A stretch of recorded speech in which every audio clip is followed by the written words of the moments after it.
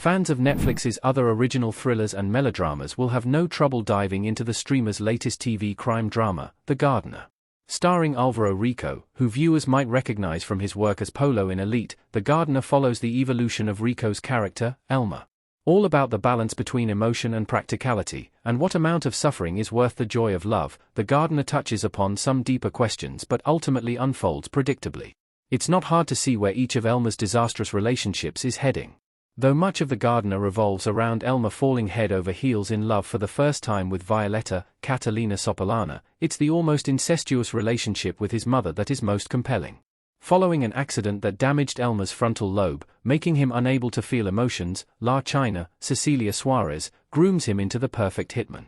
We catch up with the mother and son when their business is fully in bloom. Using their nursery and gardening services as a front, the pair make the perfect killers until Elmer falls in love. The Shakespearean tragedy at the heart of The Gardener struggles to hit home. Elmer's emotional journey never cuts through the noise of The Gardener. Many of the plot developments are a little over the top, like the fact that Elmer is suddenly able to feel emotions again, thanks to an unexpected twist. However, this is to be expected from a series like The Gardener. Only 6 episodes long, I imagined it would race by, cramming the many twists and turns it had in store into its limited run as quickly as possible. However, the pace was surprisingly deliberate. Even when blood was spilled, I felt as calm and collected as Elmer did.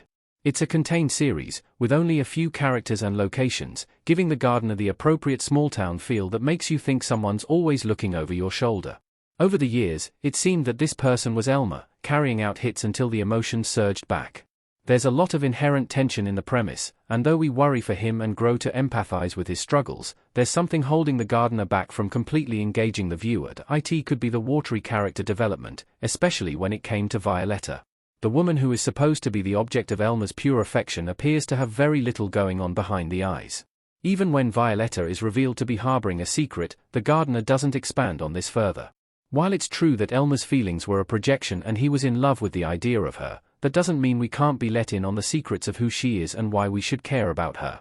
There's been an interesting influx of stories that revolve around a hitman falling in love for the first time and deciding if his craft or his relationship is more important to him.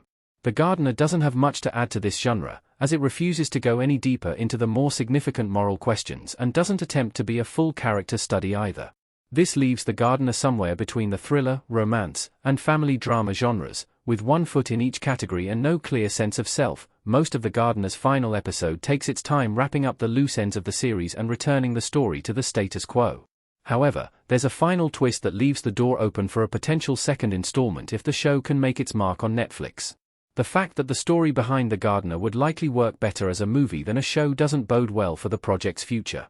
The series isn't outlandish enough to shock the audience and make them laugh or introspective enough to make them think. Despite its issues, The Gardener is enough fun to buoy the audience through the narrative, and the central performances from Rico and Suarez help anchor the emotional core of the story. I would have liked to be more shocked by the twists and turns of the series with true blindsiding developments out of a soap opera. However, The Gardener will come and go on Netflix and might still garner a following from those who get lost in its tale.